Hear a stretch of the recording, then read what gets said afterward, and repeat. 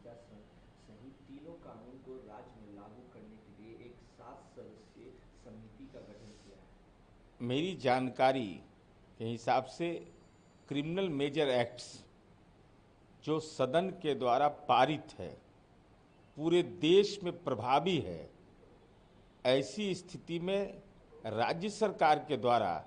समीक्षा के लिए कमेटी बनाया जाना, जब इसके क्रियान्वयन की तिथि भी तय हो चुकी, वह प्रभावी भी हो चुका, तो ऐसी स्थिति में ये तो देश के संघीय ढांचे के लिए एक चिंता का विषय है कि केंद्र सरकार द्वारा जिस कानून को पार्लियामेंट ने पारित करके बनाया, केंद्र के द्वारा कोई भी राज्य सरकार को इस संबंध में छूट प्रदान नहीं किया गया है, और ऐसी स्थिति में ऐसे द्रष्टव्य आना ये निश्चित रूप से संघीय ढांचे का और संविधान विशेषज्ञों को भी अपनी राय देनी चाहिए। बीजेपी नेता शुभेंदु अधिकारी ने कल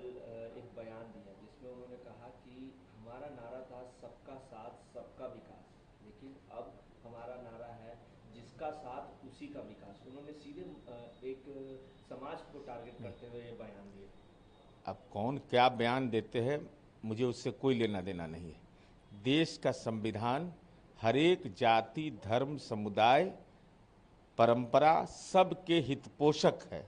और देश के संविधान को चुनौती देने की स्थिति इस देश में किसी भी राज सत्ता पर बैठे हुए व्यक्ति को यह अधिकार ही प्राप्त नहीं है। अब उसके राजनीतिक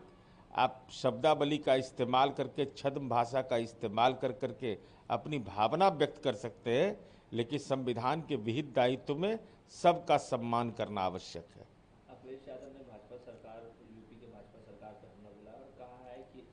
आपस में इतना यहाँ पर क्लैशेज है ना कि वो यहाँ की जनता पीस रही है। माननीय अखिलेश यादव जी, परिवार में ठीक है ना सब? एक परिवार के 5 सदस्य संसद पहुंच गए, हालांकि आपका रिकॉर्ड रहा है, ट्रैक रिकॉर्ड और ज़्यादा का रहा है।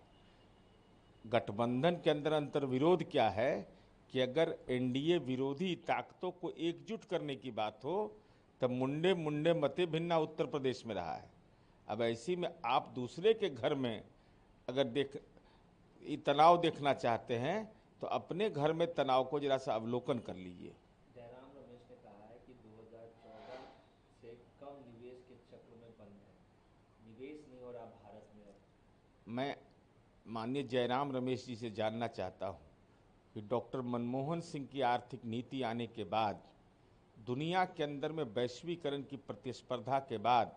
सार्वजनिक क्षेत्र की कंपनियों पर जिस तरीके से कांग्रेस पार्टी ने विनिवेश के नाम पर उसको बंद कर दिया, इसे बिहार में ही भारत बैगन की कंपनी हो, एनटीसी की कंपनी हो, एमडीपीएल की कंपनी हो, उसके बावजूद आप निवेश की बात करते हैं। आपने तो सार्वजनिक क्षेत्र की कंपनियों को विनिवेश के नाम पर उसको बेच डाला, और अब आप निवेश का प्रवचन करते हैं, तो मन में चिंता होता है कि डॉक्टर मनमोहन सिंह की नीति से आप असहमत हैं क्या? विकासशील इंसान पार्टी के सुप्रीमो मुकेश सहनी के पिता की हत्या कर दी जाती है, उसको लेके दरभंगा पुलिस अधीक्षक ने उद्भेदन भी किया है कि पैसे का लेन देन का मामला था और उसमें गिरफ्तारी भी कर दी गई है। देखिए, विकासशील इंसान पार्टी के माननीय मुकेश सहनी जी के पिता की जिस निर्मम तरीके से हत्या की गई, वह निश्चित रूप से चिंता का विषय है, और 48 घंटे के अंदर में एक ब्लाइंड केस, जिसका न कोई इन्फॉर्मेंट था न कोई गवाह था, और पुलिस ने तमाम तथ्यों का खुलासा कर दिया है, तो निश्चित रूप से एक महत्वपूर्ण पक्ष है। लेकिन हमारी चिंता यह है कि 14 घंटे के बाद माननीय तेजस्वी यादव अपने राजनीतिक सहयोगी मुकेश सहनी के पिता श्री जी की हत्या के बाद एक शब्द संवेदना के ट्विटर के माध्यम से व्यक्त करने में लग जाता है। तो यह लगता है कि प्रशासन तो संवेदनशील है, लेकिन विकासशील इंसान पार्टी की राजनीतिक सहयोगी राजद संवेदनहीन है। दिल्ली उच्च न्यायालय ने उत्पाद शुल्क मामले में सीबीआई द्वारा अरविंद केजरीवाल की गिरफ्तारी को चुनौती देने वाली याचिका पर आदेश सुरक्षित कर दिया है। अब इस समय तो न्यायिक प्रक्रिया का मामला है, दिल्ली उच्च न्यायालय को इस संबंध में अंतरिम निर्णय लेना है। अब जो भी मामले, एक शराब का मामला, का घर घर शराब पहुंचा देना, अभी पंजाब के अंदर में आप पार्टी की सरकार ने क्या किया, 24 घंटे शराब की दुकानें खोलने का फैसला लिया। ये तो निश्चित रूप से एक चिंता का विषय, एक सामाजिक महापाप के साथ साथ आर्थिक महापाप किया गया है। केंद्र सरकार ने राज्यों और केंद्र शासित प्रदेशों से ये सुनिश्चित करने के लिए कहा है कि सैमलिंग समुदाय के सदस्यों को जेल में समान अधिकार मिले और वस्तुओं और सेवाओं तक पहुंचने में कोई भेदभाव न हो। निश्चित भाई, देश के अंदर संविधान है और इसको माननीय न्यायालय ने भी मान्यता प्रदान किया है, तो निश्चित रूप से समानता का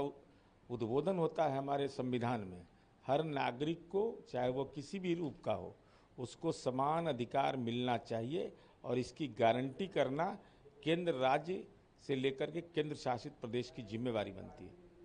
20 तारीख को इंडिया गठबंधन के तमाम जो पार्टियां हैं, उनके नेता हैं, वो जिला मुख्यालय में प्रदर्शन करेंगे बिहार में बढ़ते अपराध को। लोकतंत्र में विरोधी पक्ष को अपना आंदोलन करने का अधिकार है, लेकिन मैं ट्विटर बबुआ से यह, तेजस्वी यादव से यह जानना चाहता हूं कि पूरे बिहार के अंदर में शिक्षक भर्ती परीक्षा तीसरे चरण का होना है, तो आप उसको बाधित करना चाहते हैं 20 तारीख को। चूंकि 20 तारीख को आप प्रदर्शन करेंगे और 20 को परीक्षा केंद्र तक बच्चे जाएंगे, तो बच्चों को नौकरी के अवसर मिल रहे हैं, तो लगता है कि आपके मन में मनः पीड़ा है, इसलिए आपने ऐसे कार्यक्रम आयोजित किए जिससे कि शिक्षक भर्ती परीक्षा में छात्र छात्राओं को, युवक युवतियों को बाधा उपस्थित हो।